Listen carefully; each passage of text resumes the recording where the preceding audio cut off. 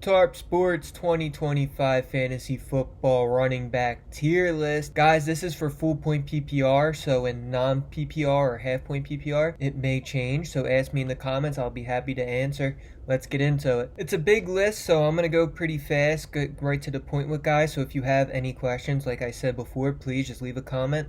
Let's get into Tier 1. Guys, I only have 2 people in Tier 1. Bijan Robinson, pretty self-explanatory. He is the consensus running back number 1 on the board for good reason. When Penix took over, this team became very run-heavy. It already was run-heavy with Kirk Cousins, but then they leaned on it even more. He has the potential to get 2,000 yards this year, and he is a factor in the receiving game. I love Bijan Robinson this year. He is the first running back off the board for me. Next up, Jahmyr Gibbs. I know he's in a running back duo with him and Montgomery. With Ben Johnson leaving, I think this offense is going to lean more on its stars than it is drawing up plays for players.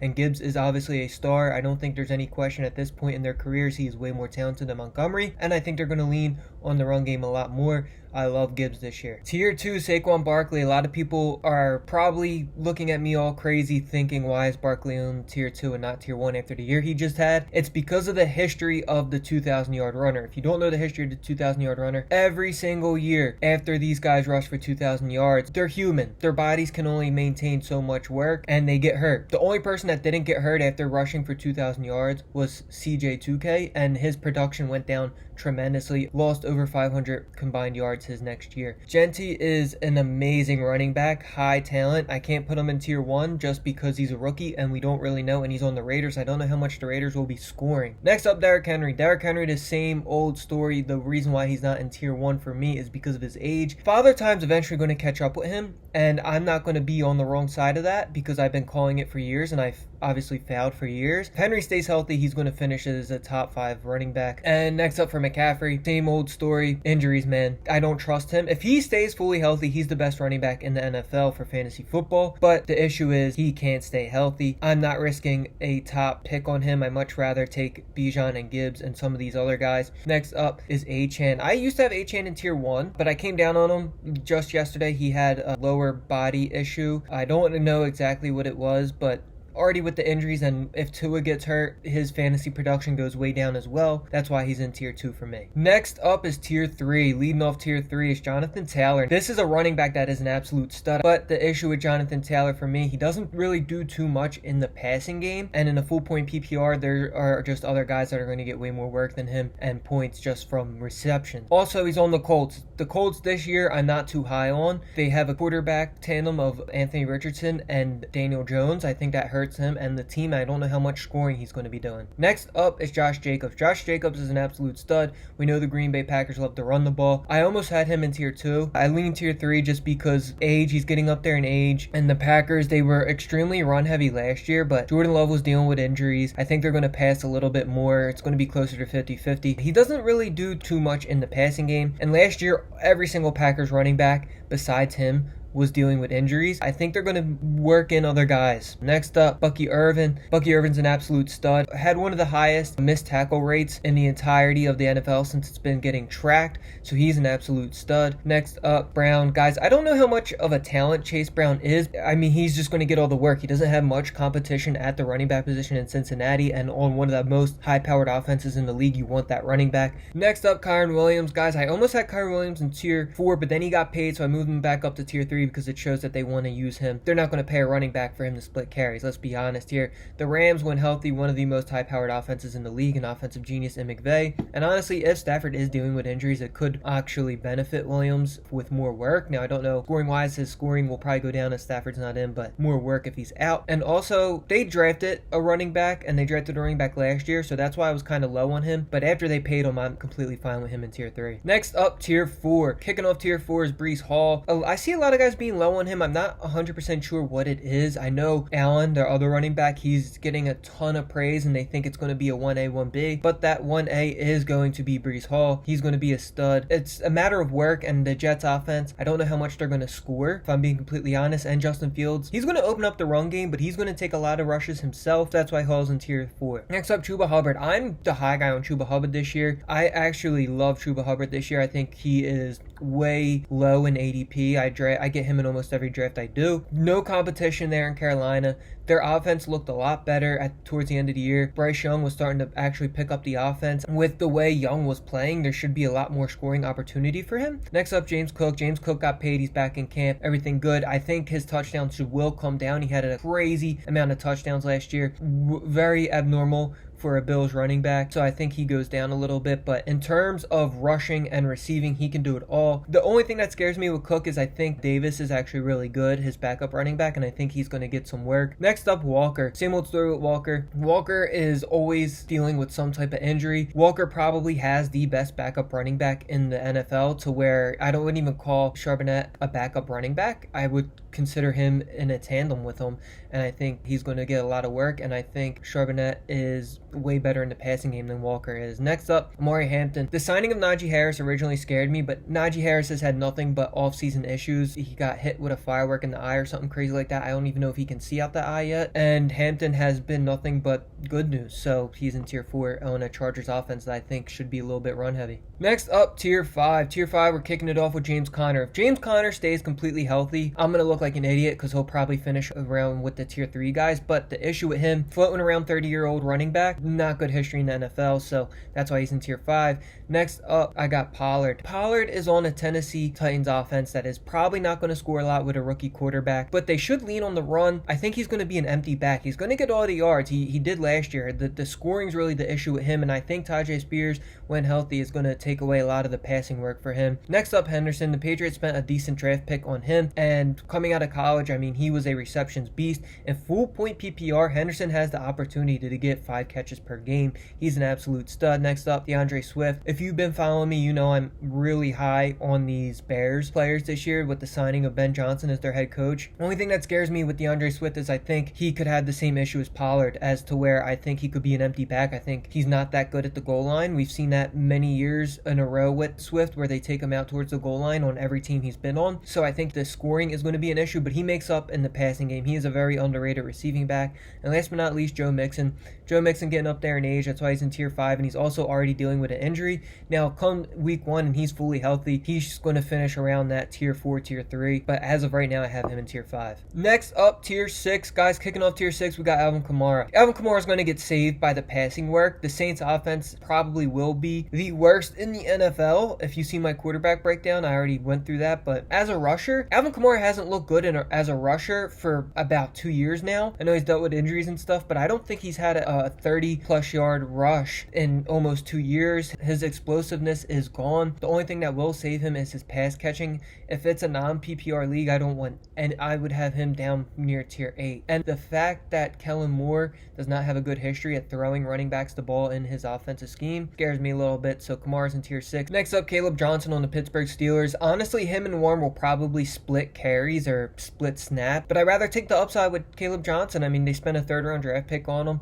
Rookie running backs that usually get a good role and are fresh as him, he should do good on Pittsburgh offense. I think with Aaron Rodgers under center, he can learn a lot. Next up, Isaiah Pacheco. Isaiah Pacheco's weird, man. I think he has the potential to finish more towards tier 5, tier 4. He just didn't look good. He looked good in week 1, then he got hurt, and when he came back, he was getting outplayed by Hunt, and it was just bad. So tier 6 for now, but he has potential to move up if good things are coming out of camp with him. Next up, Tracy. Tyron Tracy, man, he was an absolute stud last year. He was one of the few shining bright spots, him and Malik Neighbors, on a Giants offense that was completely dead. People have a lot of Cam Scatterbo hype, and I get it. He's a fun running back, but I mean, Tracy was really good. I can't see him losing this job to a rookie, especially in the early weeks of the season, and we haven't even heard any amazing news out of Scatterbo so far, so Tracy is going to stay in tier 6. Next up, Brian Robinson Jr.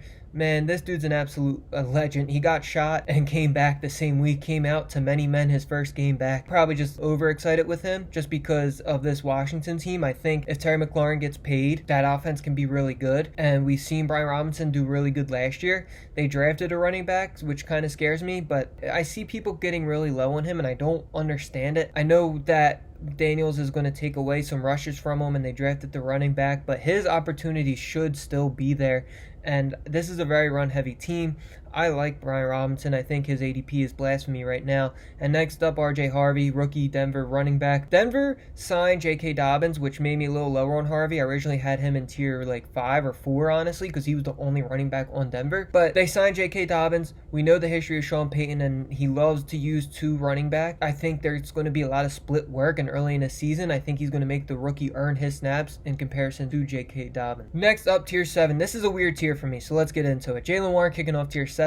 When they let Najee Harris go and sign with the LA Chargers, I was extremely high on Warren. I think he has been one of the most underrated backs since being used in the NFL. And then they went out and drafted Caleb Johnson. So something's up. It's one of those eye test things, kind of similar to DeAndre Swift every single year, where fans say, why aren't they using him more? But the NFL coaches see stuff that we don't because we sit on the couch and watch and aren't an actual NFL coach. Jaylen Warren in tier 7, I think a lot of opportunity. I love what he does in the passing game. Next up, David Montgomery. Kind of goes what I said earlier with tier 1 with Gibbs. With losing Ben Johnson, I think they're going to lean more on their star talented players. David Montgomery is an extremely good running back, but I think with the loss of Ben Johnson, that's going to hurt him a lot. So I have him in tier 7. Next up, Zach Charbonnet. He's a stud. He's an absolute stud. And when Walker's hurt, he is more on par with the tier 4 guys, in my opinion. The issue is you can't predict an injury, right? Like, it's kind of random. And when Walker's there, he gets way more of the work. So he's in tier 7 for now. And next up, Aaron Jones. Aaron Jones on a Kevin O'Connell offense. Vikings, since Kevin O'Connell took over, haven't really been a run-heavy team. They've been way more pass-first. And now they have Jordan Mason, who Kevin O'Connell already said is going to be a running back tandem. So he's in tier 7. Tier 8, we got J.K. Dobbins kicking off tier 8. I think J.K. Dobbins can be really good on the Saints offense. I kind of already talked about it. Sean Payton loves to use 2 running backs. I think early in the season, they're going to lean more on Dobbins, though, because of the rookie running back you can't really trust. But I think R.J. Harvey's really good, and I think moving down the line in later weeks, I think R.J. Harvey's going to be that guy, and I think Dobbins is going to take the B tier of the running back tandem. Next up, Tyjae Spears. Tyjae Spears is actually a really talented, explosive running back. He's constantly dealing with injury, though, and Tony Pollard can do it all. They like his pass protection. They like what he does in the run game. So Tyjae Spears, he needs to get healthy before we can even put him higher because he's already dealing with injuries. Next up, Jordan Mason. We already said Kevin O'Connell is already praising him in camp. He already said it's going to be a split back rotation. And also, Aaron Jones is over 30 years old now. He can easily get hurt, and if he gets hurt and Jordan Mason is the sole running back of this Vikings group, he could be an absolute stud for fantasy. Love where he is going. I draft him almost every time. Next up, Rachaad White. Rachaad White's in tier 8. He's solely just a pass catcher at this point in the Bucs offense. But if you look back in the college football history, Bucky Irvin had dealt with a lot of injuries.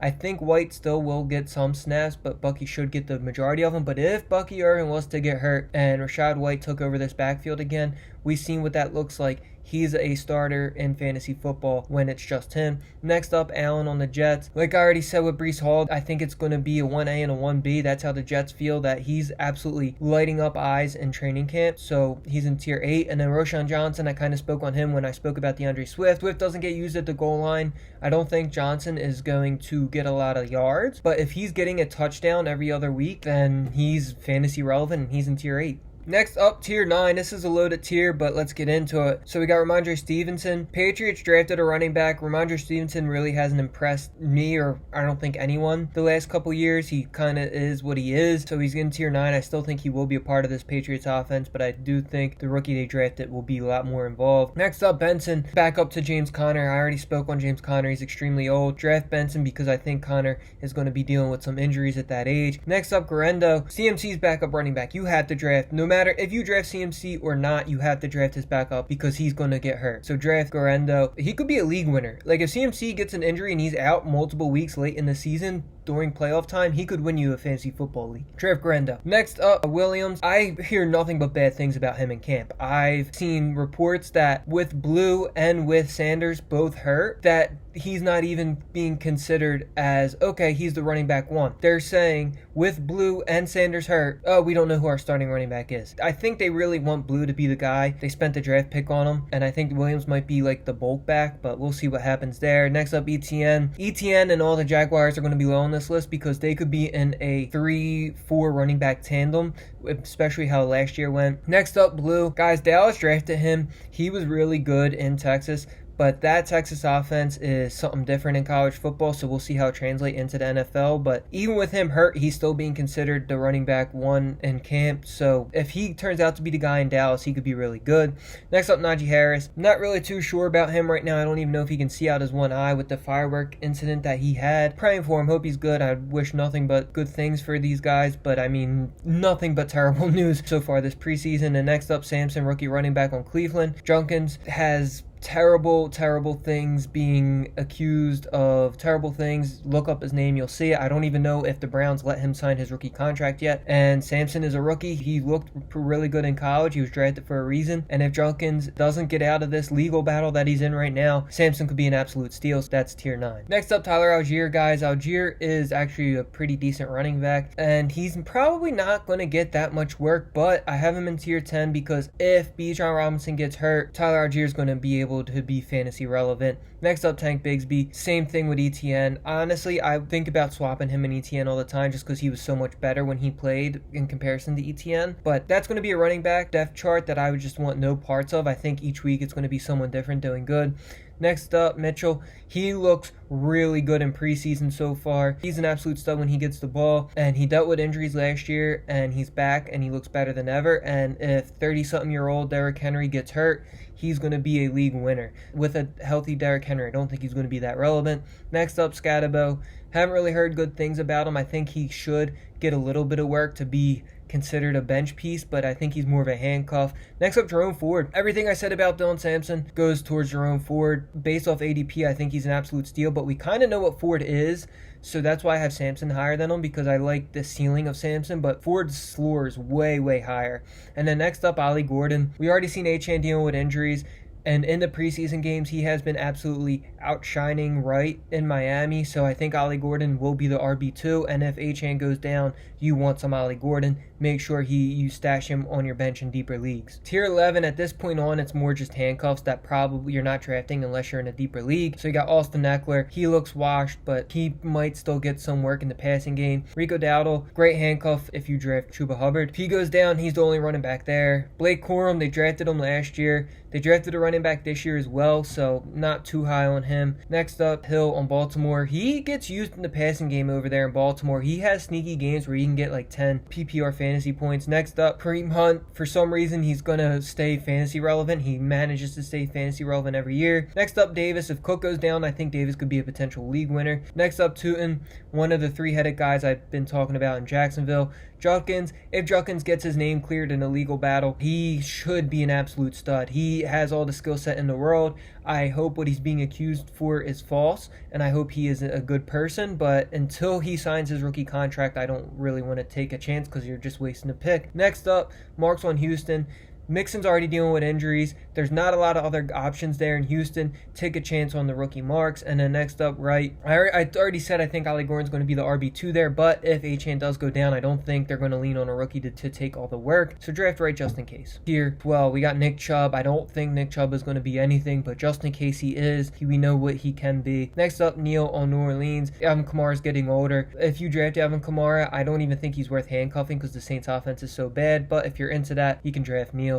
Next up, Hunter. The Rams drafted him before they signed Kyren Williams to that big deal. So with Williams getting that deal, it kind of lowers me on him, but we'll see what happens there. Lloyd, Green Bay Packers. I kind of spoke on it. I think Green Bay's going to work in other running backs, and I think that the main one they try to get worked in is Lloyd. Next up, Raheem Mostert. Just in case the rookie running back isn't what we think he is, draft Mostert. And then Will Shipley. If you're drafting Saquon Barkley, draft Shipley. He is his handcuff. Draft Shipley, I'm telling you right now, because everyone's fear of Barkley this year is he's going to get hurt because he just rushed for 2,000 yards. Draft Shipley. Next up, Washington rookie Krosky Merritt. A lot of guys are scared that he's going to take work from Brian Robinson, so in case that is true, take him. And then next up, Brooks on Cincinnati. Take him just in case Chase Brown gets hurt. Like I said before, I don't think Chase Brown's anything special. He's just really on one of the, arguably the best offense in the NFL. And if he goes down, Brooks should be the main guy there, and he could easily steal that job. So draft bro. That does it for my running back tier list. Thank you for tuning in. I appreciate you. Don't forget to subscribe. If you missed it, go check out the quarterback tier list. I'm going to be dropping wide receiver and tight end as well. And any questions, like I said, just leave a comment, man. Join the Discord, completely free to join. I'm going to add the updated sheet for when this video drops. I might make some changes in my tier list, so that's going to be in the description as well. Again, thank you for tuning in. Subscribe, like, show your degenerate uncle, help him win his fantasy league. Let's go.